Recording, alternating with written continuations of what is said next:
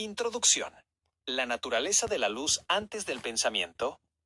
Antes de que existiera el primer yo, antes de que el tiempo se midiera en latidos o en el giro de los astros, existía la luz de la fuente. No era una luz que se pudiera ver con los ojos, pues no había ojos que la observaran, ni oscuridad que le sirviera de contraste. Era una luz mental, una vibración pura de conciencia que lo contenía todo en un estado de presente absoluto. En este estado original, la unidad no era un concepto, sino la única realidad posible. No había separación entre el pensador, el pensamiento y lo pensado.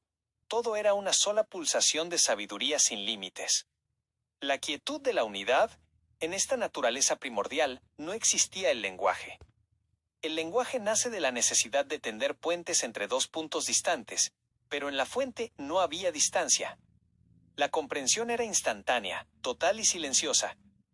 Imagina un océano donde cada gota sabe que es el océano mismo.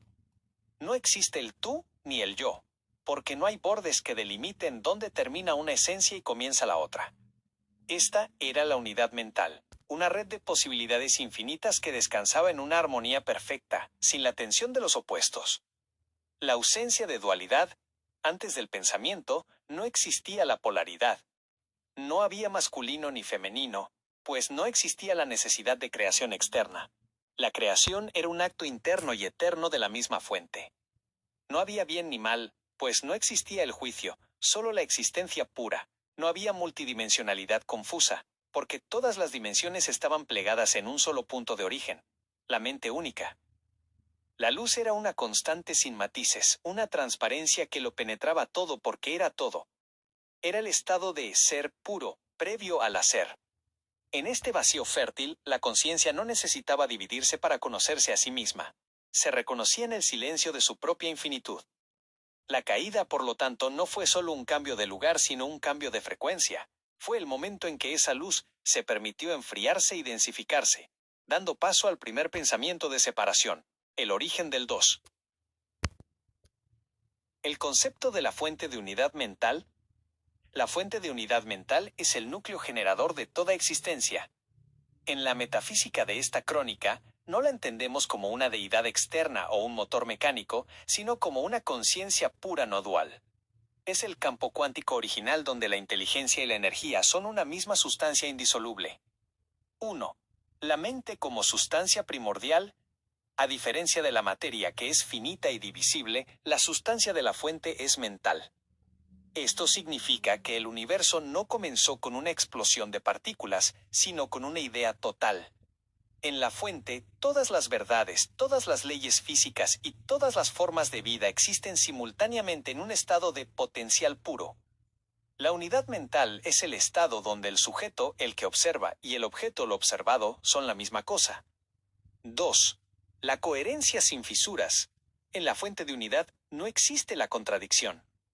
Nosotros, en nuestra experiencia humana, vivimos atrapados en paradojas, luz, sombra, vida-muerte, hombre-mujer. Sin embargo, en la fuente, estas polaridades están integradas.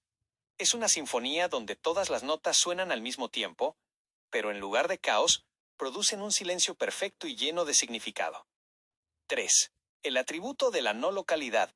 La fuente de unidad mental no ocupa un espacio. Ella es el espacio.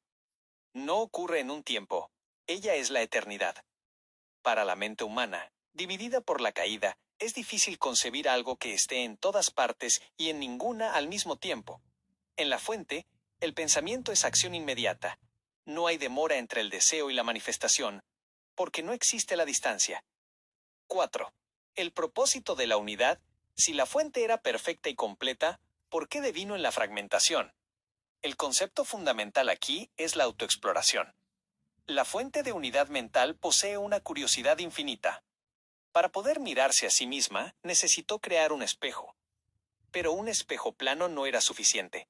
Necesitaba un espejo roto en miles de millones de fragmentos nosotros para poder observar su propia luz desde todos los ángulos posibles.